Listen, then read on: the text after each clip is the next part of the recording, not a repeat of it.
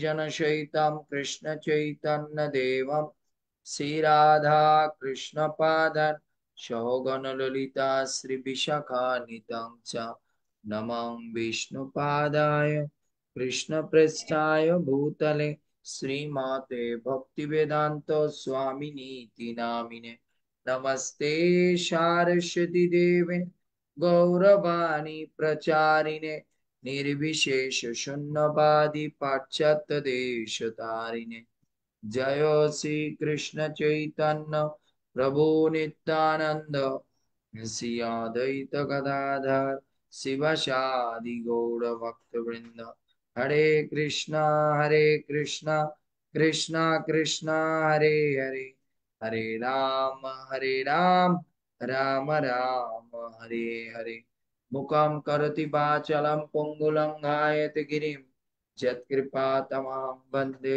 परमानन्दमाधवम् श्री गुरुदिनतारिणं श्री चैतन्येश्वरं हरि ओम तस्सत्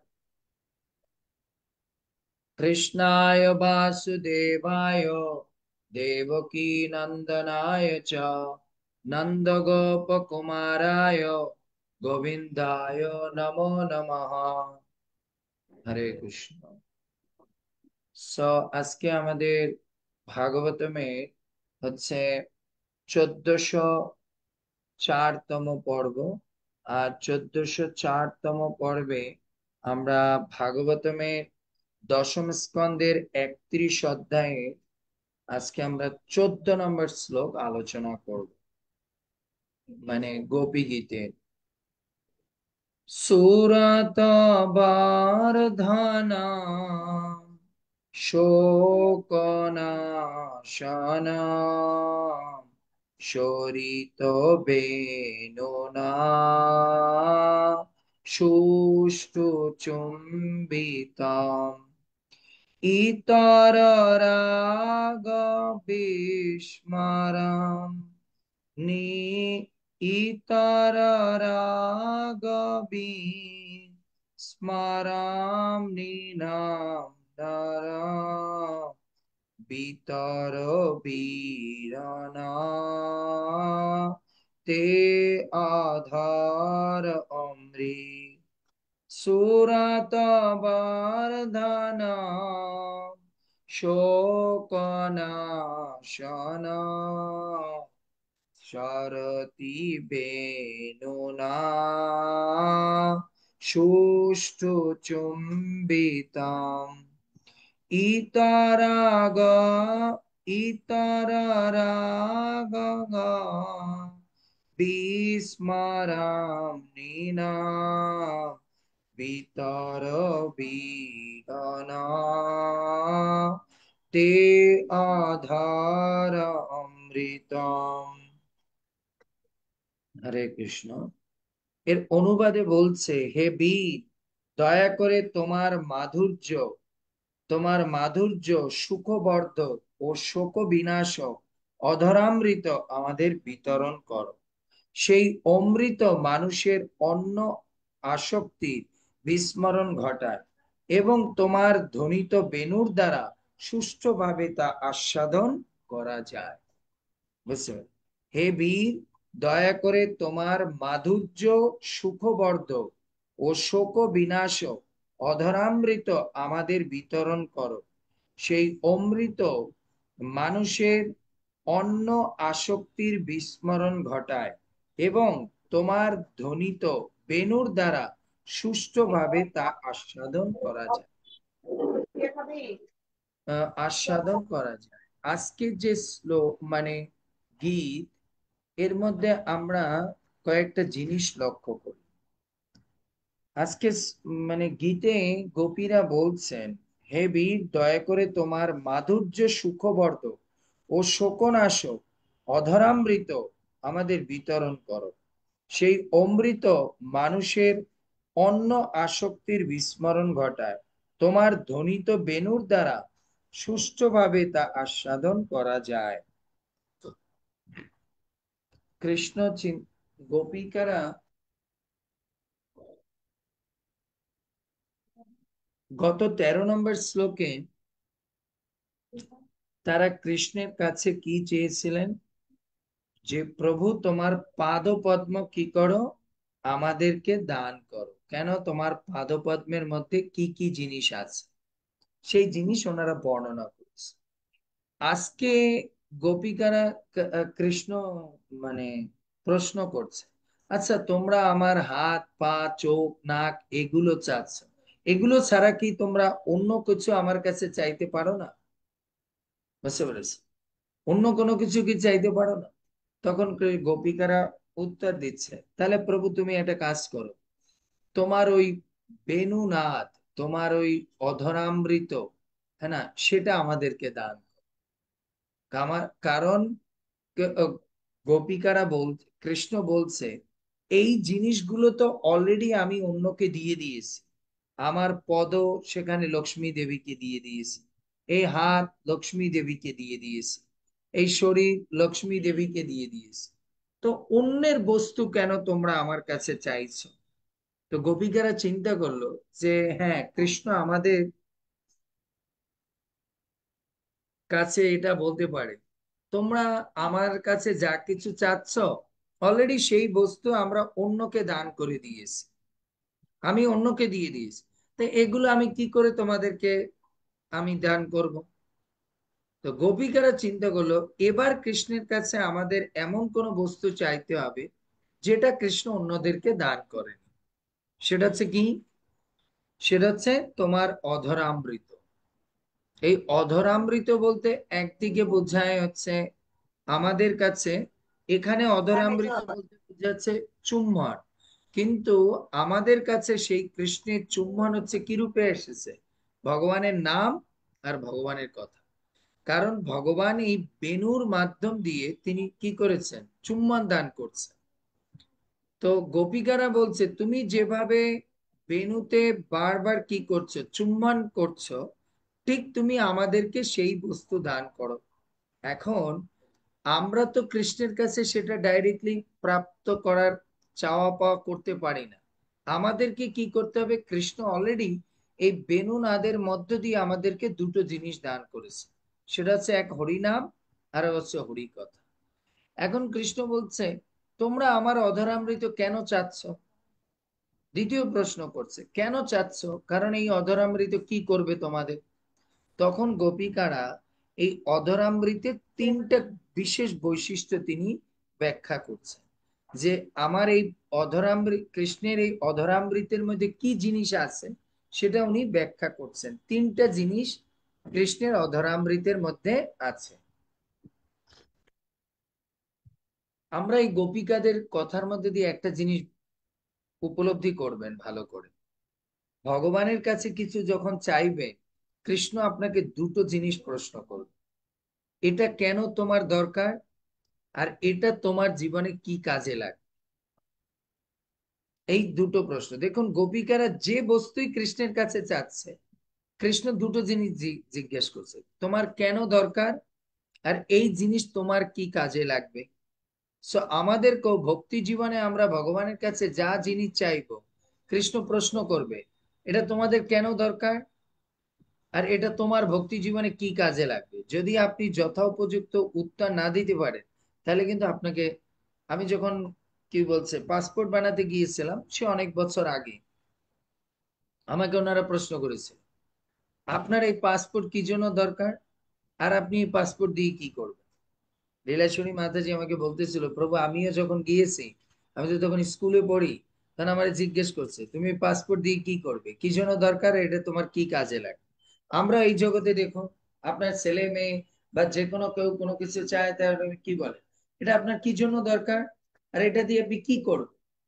তা আমরা যদি এই উত্তর না দিতে পারি, তাহলে কিন্তু, যদি সঠিক উপায়ে আমরা এটা ব্যাখ্যা না করতে পারি, তাহলে কিন্তু আমরা ওই জিনিস প্রাপ্ত হব না।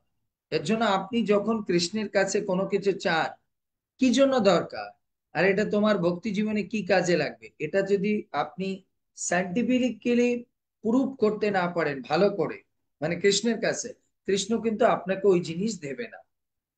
এর জন্য চাওয়ার সময় আমাদেরকে খুব চিন্তা ভাবনা করে চাইতে হবে, যে জিনিসটা চাইছি এই জিনিসটা আসলে কি জন্য চেয়েছি, আর এটা আমার ভক্তি জীবনের জন্য কিপ করো। তো গোপিকারা আমাদের শিক্ষা দিচ্ছে, ভগবানের কাছে যখন আমরা কোনো জিনিস চাইবো, সেটা কি জন্য চাচ্ছি, আর এটা আমাদের ভক্তি জীবনের জন্য কি কাজে লাগবে, এই দুটো প্রশ্ন ক্লিয়ার করতে হবে। কৃষ্ণ কিন্তু আপনাকে প্রশ্ন করবে, বুঝতে পেরেছি? যেরকম আপনাকে দীক্ষার সময় আমাদের প্রশ্ন করে না, আপনি কি জন্য দীক্ষা নেবেন, আর এই দীক্ষা আপনার জীবনের জন্য কি, কেন প্রয়োজন, এই দুটো প্রশ্নের কিন্তু উত্তর দিতে হয়। যদি আপনি উত্তর না দিতে পারেন, তাহলে আপনার দীক্ষা তারা দেবেন, বুঝতে পেরেছি?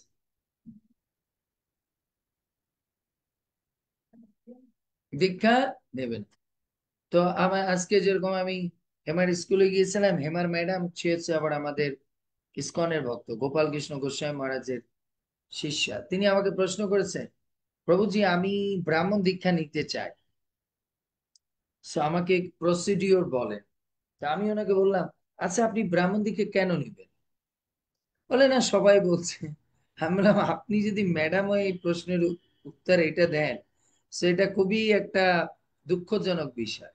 আপনি একজন ম্যাডাম, আপনি পড়াশোনাওয়ালা লোক, আপনার এটা জানা উচিত যে ব্রাহ্মণ দীক্ষা আমি কেন নেব, কি উদ্দেশ্যে নেব, সেটা আপনাকে জানা দরকার। না হলে আপনি এই ব্রাহ্মণ দীক্ষা নিয়ে কোনো লাভ নেই মাতাজি।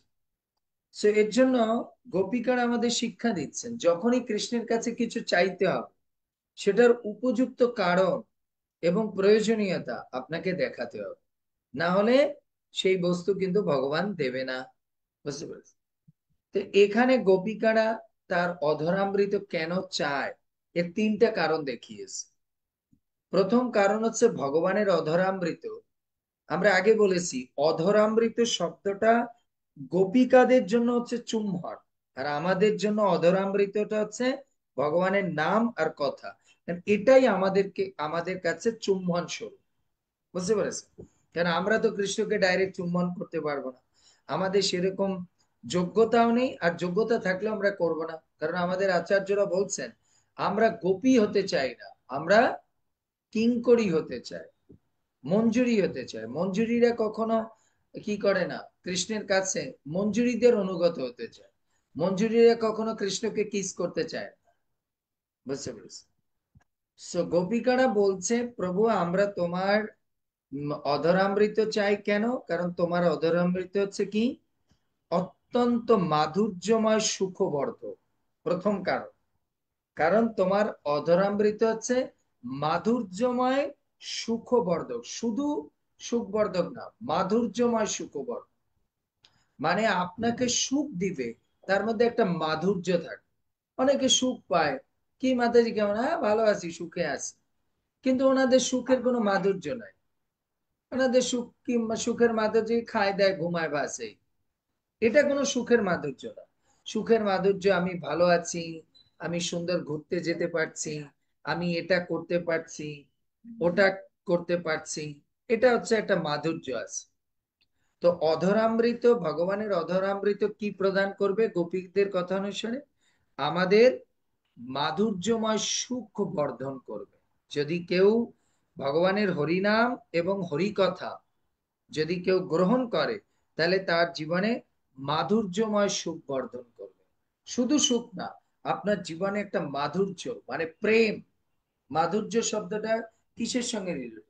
প্রেম, ভালোবাসা, এগুলো আপনার ভিতরে আনবে। দয়া, দাক্ষিণ্যতা, এগুলো আনবে। দ্বিতীয় কি বলছে প্রভু, আপনার অধরামৃত হচ্ছে কি, শোক বিনাশন, শোক নাশন। সুরত বর্ধনম মানে হচ্ছে, প্রভু তোমার অধরামৃত আমাদের সুরত বর্ধন, মাধুর্যময় সুখ প্রদান করবে।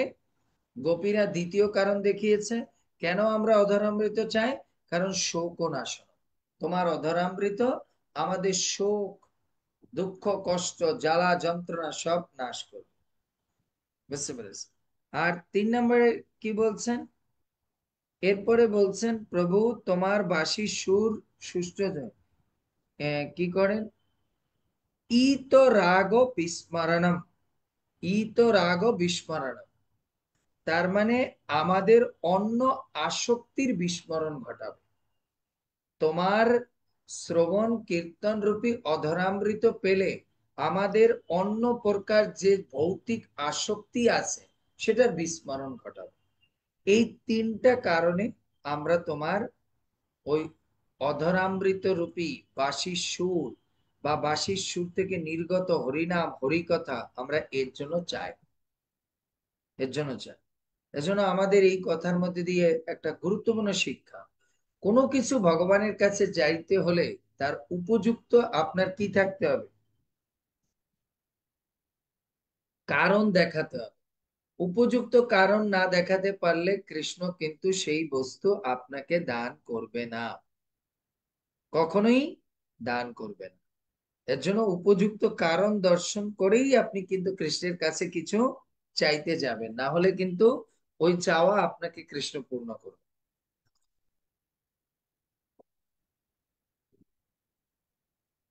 এবার আসুন প্রশ্ন, আসলে কি কৃষ্ণের যে অধরামৃত এই তিন অর্থে আছে। এক হচ্ছে মাধুর্য সুখ বর্ধনকারী, হরিনাম করলে আমাদের মনের মধ্যে দুঃখ কষ্ট চলে যায়, আর আমরা তার মাধ্যমে কি পাই, সুখ প্রদান পাই। আর দ্বিতীয় আর একটা কারণ হচ্ছে কি, আপনি যখন ভগবানের কথা শ্রবণ করবেন তখন আপনার মধ্যে যে দুঃখটা থাকবে সেটা চলে যাবে। এর জন্য আমি বলছি ভগবানের বংশীর ধ্বনি থেকে এই অধরামৃত আসে, বুঝতে পেরেছি? তো গোপিকারা যেন বলছে তুমি তোমার বেণুতে অধরামৃত প্রদান করে যে সুখ প্রদান করেছিলে আমাদেরকে বাঁশির সুরের দ্বারা ডেকে, আমাদের সেই সুখ প্রদান করো। সো আমাদেরকেও ভগবান সেই সুর দ্বারা কি দিয়েছেন, হরি কথা হরিনাম। এর জন্য ভগবানের এই বাঁশির সুর আমাদেরকে দুটো জিনিস দেয়। একটা হচ্ছে হরিনাম, বা কারণ হরিনাম কোথা থেকে এসেছে, ভগবানের বাঁশির সুর থেকে। আর হরি কথাও কি এসেছে, ভগবানের বাঁশির সুর থেকে। চতুশ্লোকী ভাগবতম ব্রহ্মার হৃদয়ের মধ্যে প্রকাশিত হয়েছে। আর ব্রহ্মা সেই 4টা শ্লোককে আমাদের ব্যাখ্যা করে এই ভাগবতম মানে বেদ প্রদান করেছে। সেই বেদের নির্যাস এই ভাগবতম প্রদান করেছে, বুঝতে পেরেছি? তো এর জন্য আমাদের এই হরিনাম আর হরি কথা হচ্ছে কি, মাধুর্যময় সুখ প্রদান করে। শুধু সুখ না, জেনারেল সুখের মধ্যে কোনো মাধুর্য নেই, কিন্তু আমরা যখন হরি কথা হরিনাম শ্রবণ করি তখন আমাদের মাধুর্যময় সুখ প্রদান হয়।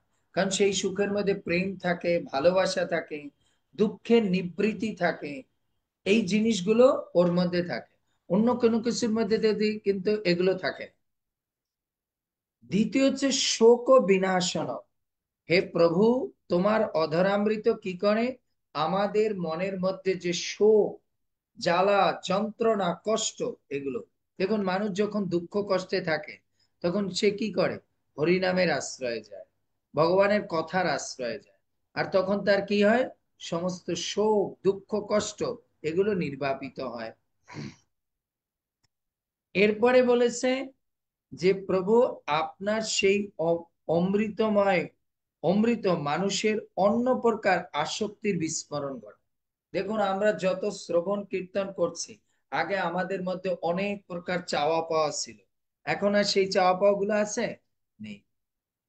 এখন আর সেই চাওয়া পাওয়া নেই কেন, আমরা যত অধরামৃত পান করছি কৃষ্ণের, তত আমাদের মধ্যে থেকে কি হচ্ছে, সমস্ত প্রকার অন্য চাওয়া পাওয়া চলে যাচ্ছে। তাই ভগবানের অধরামৃতের একটা বিশেষ বৈশিষ্ট্য আছে।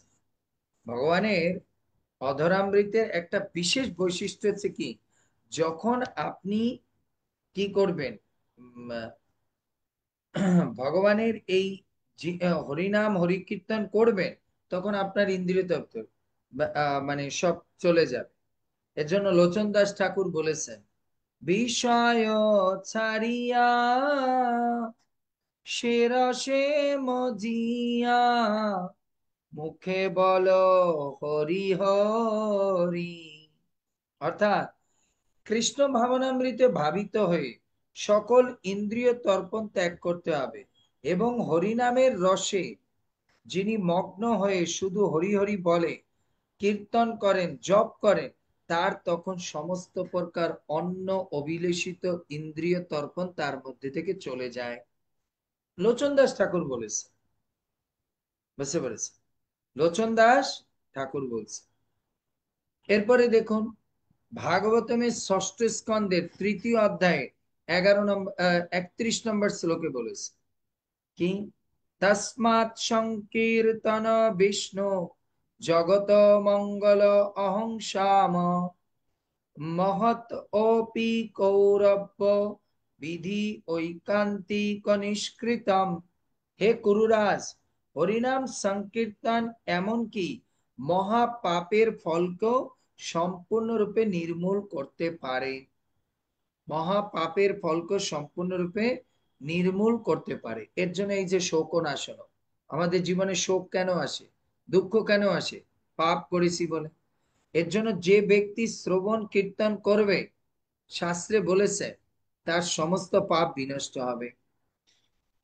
শ্রবণ কীর্তন করবে তার সমস্ত পাপ। আবার আজকে দেখুন আমরা গীতায় কি পড়েছি, যারা ভগবানের অধরামৃত পান করবে তার সব পাপ নষ্ট হবে। গীতায় বলেছে না, ভগবানের উচ্ছিষ্ট প্রসাদ, এই যে ভগবানকে নিবেদন করে তার উচ্ছিষ্ট প্রসাদ পেলে আমাদের মধ্যে কি হবে? সমস্ত পাপ চলে যাবে। আর যার মধ্যে পাপ নেই তার মধ্যে কোনো শোক দুঃখ কষ্ট আসতে পারে না। এজন্য গীতায় ভগবান বলছে, কোথায়? তৃতীয় অধ্যায়ে 13 নম্বর শ্লোকে, 14 নম্বর শ্লোকে বলছে, বুঝতে পেরেছেন? 13 নম্বর শ্লোকে বলছে যে যজ্ঞাশিষ্ট অন্ন ভুঞ্জান ভুঙ্ক্তে। তার মানে যে ব্যক্তি যজ্ঞের উচ্ছিষ্ট অন্ন গ্রহণ করে তাকে কোনো পাপ স্পর্শ করতে পারে না। আর প্রভুপাদ বলছে যে ব্যক্তি পাপ করে, চুরি করে খায়, সেই ব্যক্তির জীবনে কোনো শান্তি আসে না। আর যে ব্যক্তি ভগবানকে নিবেদন করে, তার অধরামৃত গ্রহণ করে, তার জীবনে কখনো কোনো পাপ থাকতে পারে না, দুঃখ কষ্ট থাকতে পারে না। এর জন্য ভগবানের অধরামৃতের একটা বিশেষ বৈশিষ্ট্য কি, আপনার আমার জীবনে কি করবে? শোক নাশনম, সমস্ত প্রকার শোক। এর জন্য আপনি যদি সর্বদা অধরামৃত পান না করেন, অনেকে বলে প্রভু অধরামৃত কি করে পান করব? এই যে কৃষ্ণ প্রসাদ, এটা কি? হরিনাম, হরি কথা, এটা তো ভগবানের অধর থেকে এসেছে, মুখ থেকে। বুঝতে পেরেছে? তো এর জন্য বলছে আহ, সমস্ত পাপকে নির্মূল করতে পারে। তাই হরিনাম সংকীর্তনই হচ্ছে জগতের সবচেয়ে মঙ্গলময় অনুষ্ঠান। অনুগ্রহ করে তা হৃদয়ঙ্গম করুন এবং অন্যকেও তা নিষ্ঠা ভরে গ্রহণ করার সুযোগ করে দিন। ভাগবতমের হচ্ছে ষষ্ঠ স্কন্ধে তৃতীয় অধ্যায়ের 31 নম্বর শ্লোকে বলেছে। বুঝতে পেরেছে? তৃতীয় 31 নম্বর শ্লোকে বলেছে। আবার দেখুন ভাগবতমের দশম স্কন্ধের প্রথম অধ্যায় 4 নম্বর শ্লোকে বলছে, অধরামৃতের মহিমা বর্ণনা করছে। কোথায়? দশম স্কন্ধের প্রথম অধ্যায়ে 4 নম্বর শ্লোক, নিবৃত তসৈ উপগীয়মানাত ভব ঔষধাৎ শ্রোত্র মনো অবিরামাৎ ক উত্তম শ্লোক শ্লোক গুণানুবাদ পুমান বীরজেত বিনা পশুঘ্নান পশুঘ্নান। অর্থাৎ পরমেশ্বর ভগবানের মহিমা কীর্তন হয় গুরু পরম্পরা ধারা অনুসারে। ভগবান শ্রীকৃষ্ণের যে কীর্তন শুরু হয় সেটা কিসের মাধ্যমে? গুরু পরম্পরা। এর মানে আবার এই না অধরামৃত আপনি যেন তেন ব্যক্তির অধরামৃত দিয়ে শেয়ার করতে হবে। সেটা গুরু পরম্পরার মাধ্যমে যে অধরামৃত কৃষ্ণের প্রচলন হয়ে আছে, সেই অধরামৃত গ্রহণ করতে হবে।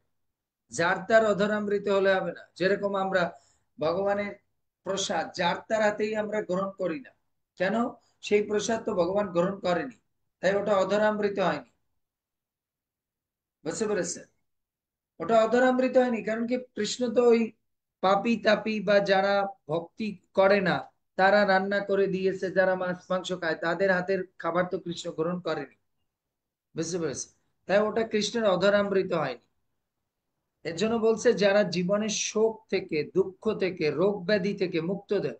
দেখুন শোক অনেক কারণে আসে, টাকা পয়সার জন্য, রোগ ব্যাধির জন্য, দুঃখ কষ্টের জন্য, পাপ করার জন্য, এগুলোর মাধ্যম দিয়ে শোক আসে। তা আপনি যদি প্রতিদিন ভগবানের অধরামৃত এই শ্রবণ কীর্তন প্রসাদ এই তিনটা জিনিস গ্রহণ করেন, তাহলে আপনার জীবনে কোনো শোক আসবে না। গোপীরা বলছে প্রভু এর জন্য আমরা আপনার অধরামৃত চাই। এজন্য সেই জড়জগতের ক্ষণস্থায়ী মিথ্যা গুণকীর্তনে যারা আদৌ আগ্রহী না, তারা ভগবানের মহিমা কীর্তনে আনন্দ লাভ করে। পক্ষান্তরে ভবরোগের অধীনে যারা জন্ম মৃত্যু চক্রে আবর্তিত হয়েছে, সেই সব দেহবদ্ধ জীবের পক্ষে ভগবানের মহিমা শ্রবণ কীর্তন হলো যথার্থ ওষুধ। বুঝতে পেরেছে? আমাদের জীবনে আরেকটা শোক কি? এই জন্ম মৃত্যুর শোক। তো বলছে যারা এই জন্ম মৃত্যুর শোক থেকে নিজেকে নিবৃত করতে চায়, তাদেরকে কি করতে হবে? তাদেরকে এই ভগবানের অধরামৃত পান করতে হবে। তার মানে শ্রবণ কীর্তন, এটা তাকে পান করতে হবে। এরপরে বলছে তাই পশু ঘাতক বা আত্মঘাতী ছাড়া ভগবত কথা শ্রবণ কীর্তন কেই বা আর করবে না বা তার থেকে বিরত হবে। এর জন্য যারা হচ্ছে, এখানে শব্দটা খেয়াল করুন, শ্লোকে বলছে যে যারা পশুঘাতক বা আত্মঘাতী ছাড়া কেউ ভগবানের কথা শ্রবণ কীর্তনে, অন্য কারো এরকম নেই যে রুচি আসবে না। যাদের মনে করতে হবে ভগবানের কথা, মানে এই তিনটা অধরামৃতে যাদের রুচি নেই, একটা হচ্ছে ভগবানের নাম, ভগবানের কথা, আর হচ্ছে ভগবানের প্রসাদ, এই তিনটা যার রুচি নেই, সেই ব্যক্তি মনে করতে হবে হয় পশুঘাতক, আর নাহলে সেই ব্যক্তি হচ্ছে আত্মঘাতী। এর জন্য তার এই তিন জিনিসে রুচি হয় না। আর আমরা তাই দেখি এই জড়জগতে যারা অতিরিক্ত কি করে, মানে অতিরিক্ত যারা মাছ মাংস আহার করে, পশুঘাতক। আর আত্মঘাতী মানে হচ্ছে, আত্মঘাতী মানে কি? যারা এই নিজের জীবনটাকে শুধুমাত্র ইন্দ্রিয় তৃপ্তিতে নিবিষ্ট করে রাখে, তারা হচ্ছে আত্মঘাতী। কারণ আমাদের এই জীবনটা হচ্ছে কৃষ্ণ সেবার জন্য, সেটা না করে শুধুমাত্র যারা ইন্দ্রিয় তৃপ্তির কাজে ব্যবহার করে, তাদেরকে আত্মঘাতী বলে। তাই যারা অতিরিক্ত ইন্দ্রিয় তর্পণ পরায়ণ, আর যারা অতিরিক্ত পশু মাংস আহারের প্রতি যারা অতিরিক্ত আকর্ষণ, তারা কখনো ভগবানের নাম কথা শ্রবণে রুচি আসবে না। সব সব ভাগবতে বলে দিয়েছে। বুঝতে পেরেছি? তো এর জন্য আমাদের এই গোপিকারা যে এই কথাগুলো বলছে, আমি সেগুলো শাস্ত্রে থেকে রেফারেন্স দিচ্ছি, কারণ আপনাদের মনে মনে হতে পারে প্রভু এগুলো গোপিকারা একটু বেশি বলছে, যে ভগবানের কথা শ্রবণ কীর্তন করলে, এই অধরামৃত পান করলে আমাদের কোনো প্রকার, আমাদের সমস্ত প্রকার সুখ আসবে, আমাদের শোক চলে যাবে, আর আমাদের মধ্যে অন্য অভিলাষ বাসনা সব আমাদের মধ্যে থেকে চলে যাবে। এরপর দেখুন ভাগবতমের প্রথম স্কন্ধের আট অষ্টম অধ্যায় 36 নম্বর শ্লোকে আবার ভগবান বলছেন, কি বলছেন? শ্রীণন্তি গায়ন্তি গৃণন্তি অভীক্ষণ স্মরন্তি নন্দন্তি তবেহি তম জনা ত এব পশ্যন্ত অচিরেণ তাবকম ভব প্রবাহ পরমম পদাম্বুজ। হে কৃষ্ণ, যারা তোমার অপ্রাকৃত চরিত্র কথা নিরন্তর শ্রবণ কীর্তন করেন, স্মরণ করেন, অবিরাম উচ্চারণ করেন, অথবা অন্য করলে তা আনন্দিত হন, তারা অবশ্যই তোমার পাদপদ্মের অচিরাত দর্শন করতে পারে, যা একমাত্র জন্ম মৃত্যুর প্রবাহ থেকে নিবৃত করতে পারে। এই যে শোক, শোক কি? শোক নাশনম। এই জগতে জন্ম মৃত্যুর চক্রটা হচ্ছে সবচেয়ে বড় শোক। বুঝতে পেরেছি? এর জন্য যারা ভগবানের কি করে, মানে যারা জন্ম মৃত্যুর প্রবাহকে নিবৃত, মানে নিবৃত হতে চায়, তাদের কি করতে হবে? তাদের একমাত্র, যারা জন্ম মৃত্যুর প্রবাহকে নিবৃত, এই শোককে নিবৃত করতে হয়, তাদের প্রতিদিন ভগবানের অধরামৃত পান করতে হবে। আমরা সেদিন শ্লোকে পড়েছি না, যারা প্রতিদিন শ্রবণ কীর্তন করে তাদের আয়ু কমে না, বরঞ্চ বাড়ে। কেন? আমাদের আয়ু কৃষ্ণ কথা ছাড়া, কৃষ্ণ নাম ছাড়া যত কয়বার আমরা শ্বাস করব, ওটাই আমাদের শ্বাসের যে লিমিটেশন, ওটা দিয়ে কাট হবে। কিন্তু আমরা যত কৃষ্ণ কথা, কৃষ্ণ নামে আমাদের এই শ্বাস প্রশ্বাসকে ব্যবহার করব, এগুলো কাট হবে না, বরঞ্চ অ্যাড হবে আমাদের আয়ুষ সঙ্গে। বুঝতে পেরেছি? এর জন্য গোপিকারা বলছেন, সুরত বর্ধনা শোকনাশনা, সুরত বর্ধনা, সুরত বর্ধনা। তার মানে আরেক দিক থেকে এর কথার অর্থ আরেক দিকে বলছে ভগবান। সুরত শব্দের আরেক অর্থ হচ্ছে, যদি আমরা মনে করি যে যে সুর, সুর যদি মনে, তার মানে যে ব্যক্তি ভগবানের কথা, ভগবানের নাম, ভগবানের প্রসাদ গ্রহণ করবে, তার সুরত শব্দের এক অর্থ হচ্ছে চেহারা। তার চেহারা সুরত কি হবে? বর্ধন, সুন্দর হবে। আবার সুরত শব্দের এক অর্থ হচ্ছে সুর। এর আগে আমরা শ্লোকে বলছি না, সুরত আম, আম, আপনার শ্লোকে পড়েছি,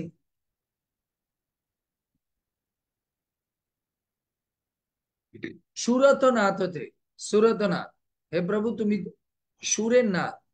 তার মানে যারা ভগবান প্রসাদ, ভগবানের কথা, ভগবানের নাম শ্রবণ কীর্তন করবে, তাদের সুর অনেক সুন্দর হয়ে যাবে, মাধুর্য মণ্ডিত হবে। তখন তার মুখ থেকে কোনো প্রকার অশ্লীল শব্দ বের হবে না, তার সুরের মধ্যে দিয়ে কৃষ্ণ কেন্দ্রিক কথা বের হবে। সেই কথা বুঝেছে, সুরত বর্ধন। এর জন্য যারা প্রতিদিন এই তিন প্রকার অধরামৃত পান করবে, দেখুন আগে আমরা কি দেখতাম, মহিলা কোথায় যাচ্ছিস, ও ভাই কোথায় যাচ্ছেন, এখন আমাদের সুরত কি হয়েছে, হে মাতাজি আপনি কোথায় যাচ্ছেন, প্রভুজি আপনি কোথায় যাচ্ছেন।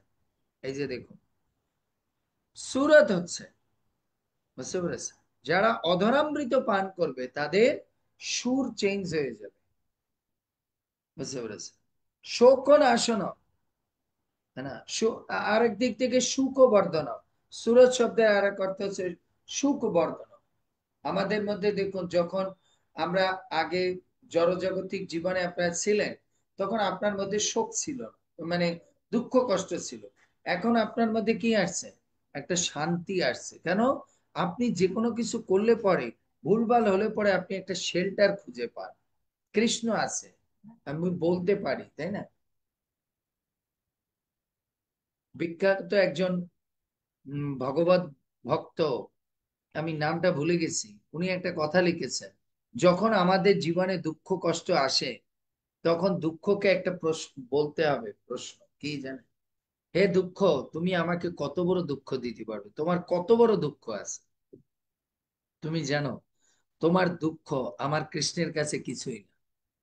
তাই তোমার কাছে যত বড় দুঃখ আছে, আমার কাছে তত বড় সমাধান আছে।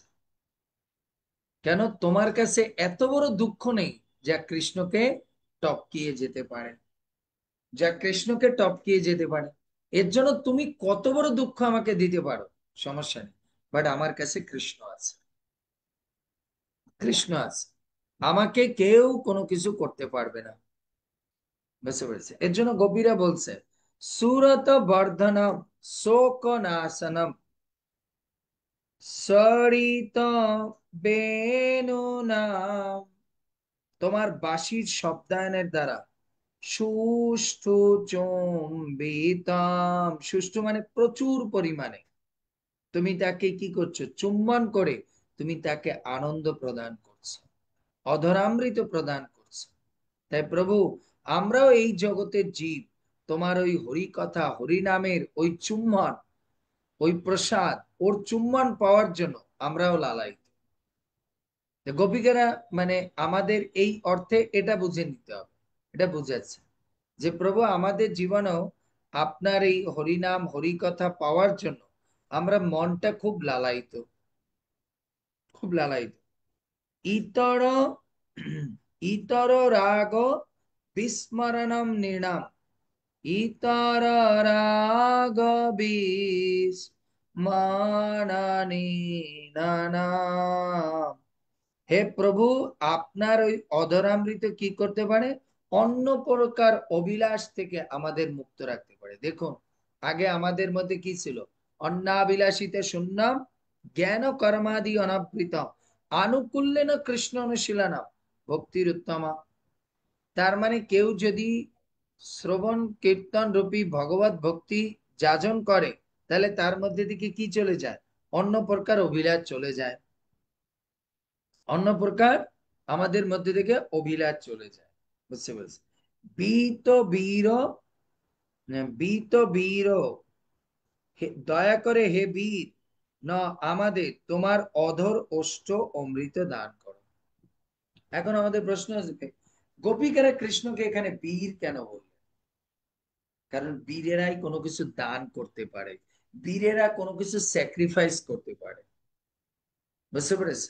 এর জন্য গোপিকারা কৃষ্ণকে বীর রূপে সম্বোধন করেছেন, এর জন্য কারণ বীর কাউকে কোনো কিছু দান করতে পারে, বীর কোনো কিছু স্যাক্রিফাইস করতে পারে। সবাই স্যাক্রিফাইস করতে পারে না। একজন বীর দেশের জন্য স্যাক্রিফাইস করতে পারে, ঠিক যেরকম একজন প্রেমিক প্রেমিকার জন্য যদি সে কোনো কিছু স্যাক্রিফাইস করে, তখন তাকেও বীর বলা হয়। এর জন্য গোপিকারা কৃষ্ণকে বীর বলে সম্বোধন করছে, প্রভু তুমি বীর হও, বীর হও। তোমার ওই অধরামৃত শুধু কেন বাসীকে দিচ্ছ, আমাদেরকেও প্রদান করো। তা আমরাও ভগবানকে বলি, ভগবান তোমার এই হরিনাম, এই হরি কথা, এই প্রসাদ তুমি শুধু কেন তোমার ভক্তকে দিচ্ছ, আমাদেরকেও প্রদান করো। তাহলে না তুমি বীর। বীর মানে এ না যে কোনো সেক্টেরিয়ান কাজ করবে তাকে বীর বলে না। বীর তো তাকে বলে যিনি জগৎ সংসার সকলের জন্য ক্রিয়াকর্ম করতে পারে, তাকে বলা হয় বীর। তাই গোপিকারা এর জন্য বলছে, হে বীর দয়া করে তোমার মাধুর্য সুখবর্ধক শোকনাশক অধরামৃত বিতরণ করে এই সেই অমৃতময় অমৃত মানুষের জন্য অনাসক্তির বিস্ফোরণ ঘটায়। তোমার ধ্বনি তো বেণুর দ্বারা সুষ্ঠুভাবে তা আস্বাদন করা যায়, সুষ্ঠুভাবে আস্বাদন করা যায়। এর জন্য ভগবানের মানে সুষ্ঠুভাবে কৃপাটা পেতে হলে আমাদের শ্রবণ কীর্তনে একাগ্র হতে হবে, তাহলে আমরা প্রাপ্ত হতে পারবো। বোঝা গেল গোপিকারা আজকে কেন অধরামৃত চেয়েছে? এই অধরামৃত শব্দের অর্থ চুম্বন না, এটা কৃষ্ণ গোপিকাদের জন্য। আমাদের জন্য এই অধরামৃত হচ্ছে কৃষ্ণ নাম, কারণ অধর থেকে কি আসছে? নাম আসছে, নামামৃত আসছে, আর এই কথামৃত, আর হচ্ছে প্রসাদামৃত। এর জন্য এই তিনটা জিনিস যদি আমরা প্রতিদিন খুব সুচারুভাবে আমরা মেনটেন করি, তাহলে আমরা কখনো চোরও হব না, আমরা কোনো দুঃখ কষ্ট থাকবে না, আমাদের সুরত বর্ধন, সুখ বর্ধিত হবে, শোক নাশ হবে, আর অন্য প্রকার সমস্ত মানে আসক্তির বিস্মরণ করবে। এটা হচ্ছে হরিনাম, হরিকথা আর প্রসাদের মধ্যে এই গুণাবলী রয়েছে। এর জন্যই তো প্রভুপাদ বলছেন, আমরা জীবনে যে অবস্থায় থাকি না কেন, এই তিনটা,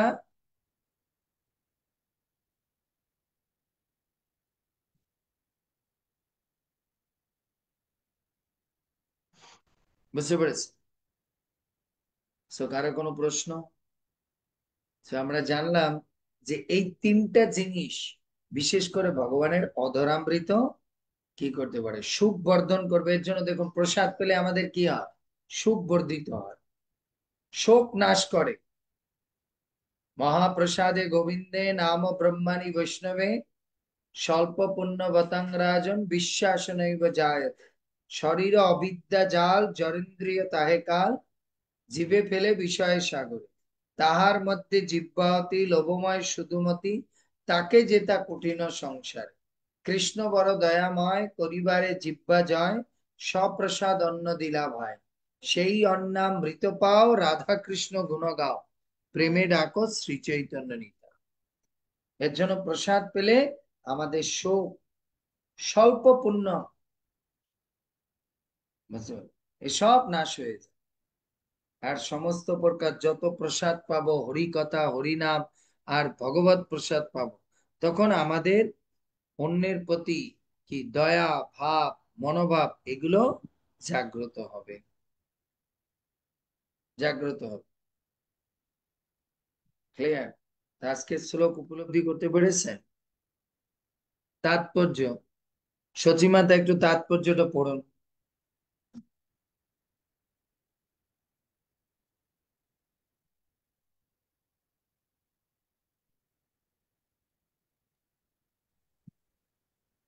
হরে কৃষ্ণ প্রভু, আপনার রাত্রি চরণে প্রণাম। প্রভু জীবন সকল ভক্তদের চরণে প্রণাম। তাৎপর্য: গোপীগণ ও কৃষ্ণের মধ্যে সংলাপ রূপে শ্রীল বিশ্বনাথ চক্রবর্তী ঠাকুর এই শ্লোকে সুন্দর ভাষ্য প্রদান করেছেন। গোপীগণ বললেন, হে কৃষ্ণ, তুমি ঠিক সর্বোত্তম চিকিৎসক, চিকিৎসক কি ধনন্তরী, ধন্বন্তরী। হ্যাঁ মতো, তাই দয়া করে আমাদের কিছু ওষুধ দাও, কারণ আমরা তোমার কামনার আবেগ জনিত ব্যাধিতে কষ্ট ভোগ করছি।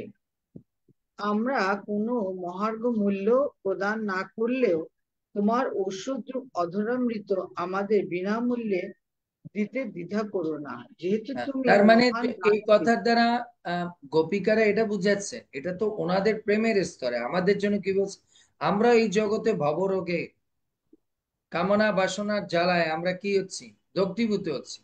এর জন্য তখন আমাদের এই কৃষ্ণ কথারূপী ক- আহ, আহ, কৃষ্ণ কথা, নাম, কৃষ্ণ প্রসাদ, এগুলো থেকে আমাদেরকে মুক্ত রাখতে পারে। এগুলো হচ্ছে ওষুধ। হ্যাঁ, তারপর যেহেতু তুমি মহান দানবীর, তাই একান্ত নিকৃষ্ট ব্যক্তিদেরও তা বিনামূল্যে তোমার প্রদান করা উচিত।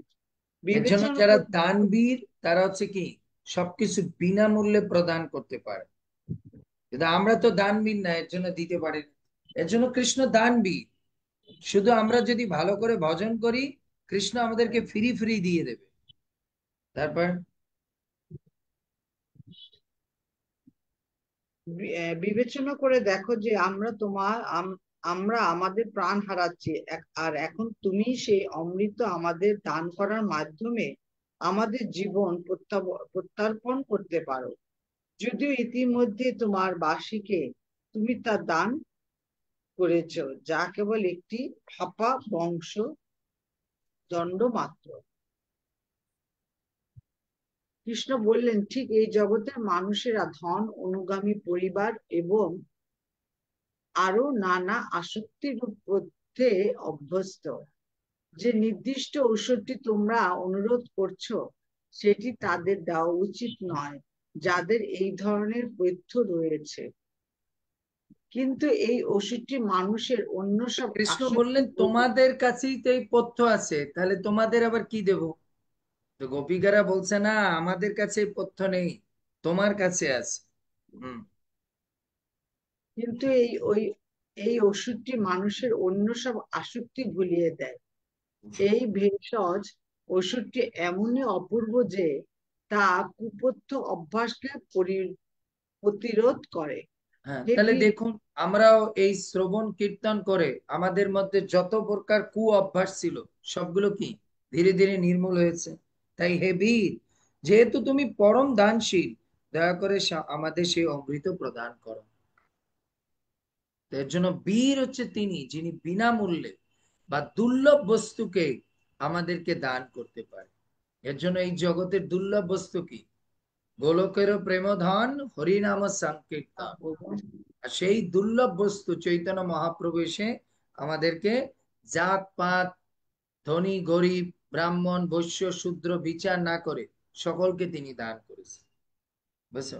এর জন্য আমাদের ভগবানের কাছে, আমি ক্লাসের শুরুতে বলেছিলাম, গোপিকারা কৃষ্ণ প্রশ্ন করেছে আমার কাছে অধরামৃত কেন চাও, আর এটা তোমাদের ভক্তিতে কিসে কাজে লাগে? সো আমাদেরও যখন ভগবানের কাছে বলবো প্রভু তোমার অধরামৃত আমাদেরকে দান করো, তখন কৃষ্ণ বলবে কেন? যে প্রভু তোমার এই অধরামৃত কি করবে?